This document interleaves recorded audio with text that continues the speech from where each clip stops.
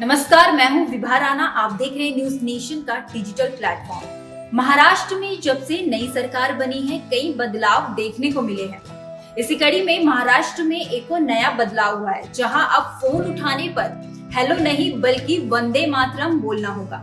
Media reports के अनुसार सरकारी अधिकारियों में देशभक्ति की भावना बढ़ाने के लिए महाराष्ट्र सरकार ने ये अनोखा फैसला लिया है। सरकार ने आदेश जारी करके कहा है कि अब से सभी अधिकारी फोन आने पर या करने पर हेलो कहने की बजाय वंदे मातरम कहेंगे। यह आदेश अधिकारियों के सभी मोबाइल फोन और लैंडलाइन फोन पर लागू होगा। इसके साथ ही डेली रूटीन और सरकारी कार्यक्रमों में भी अधिकारी एक दूसरे को वंदे मातरम कहकर ही संबोधित करेंगे। जानकारी के मुताबिक राज्य की एकनाथ शिंदे सरकार में मंत्री दीपक केसरकर ने कहा, वंदे मातरम एक ऐसा मंत्र था जिसने अंग्रेजों से देश को स्वतंत्र कराने में बड़ी भूमिका अदा की है।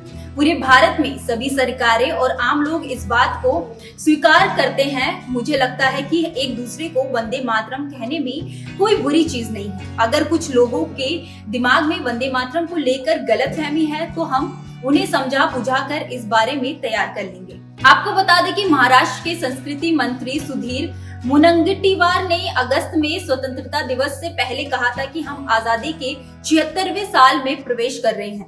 हम स्वतंत्रता का अमृत महोत्सव मना रहे हैं। इसलिए मैं चाहता हूं कि अधिकारी नमस्ते के बजाय फोन पर वंदे मातरम कहे। उन्होंने कहा था कि इस पर औपचारिक सरकारी आदेश को जल्द जारी किया जाएगा। साथ ही कहा था कि मैं चाहता हूं कि राज्य के सभी सरकारी अधिकारी अगले साल 26 जनवरी तक फोन पर वंदे मातरम कहें।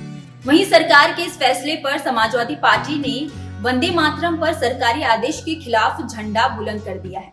महाराष्ट्र असेंबली में एसपी विधायक अब्बू आसिम आजमी ने वंदे मातरम पर सरकार के फैसले का विरोध करते हुए कहा है कि इसे हिंदू मुस्लिमों के बीच दरार पैदा करने वाला बताया। आजमी ने कहा कि बाला साहब ठाकरे ने हमेशा जय महाराष्ट्र बोला था और आज उनके विचारों पर चलने का दावा करने वाले एकनाथ शिंदे यह सब भूल गए हैं।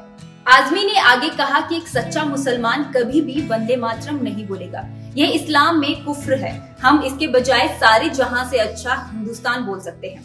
रिपोर्ट्स की माने तो राष्ट्रीय गीत वंदे मातरम पर कट्टरपंथी इस्लामिक नेता हमेशा अपनी आंख दिखाते रहे हैं। यूपी के संभल से समाजवादी पार्टी के सांसद शफीकुर रहमान बर्क तो वंदे मातरम को इस्लाम के लिए बड़ी बुराई बताते रहे हैं। वह कहते हैं कि इस नारे में धरती माता की स्तुति की गई है और एक सच्चा मुसलमान अपने अल्लाह के अलावा और किसी की स्तुति नहीं कर सकता।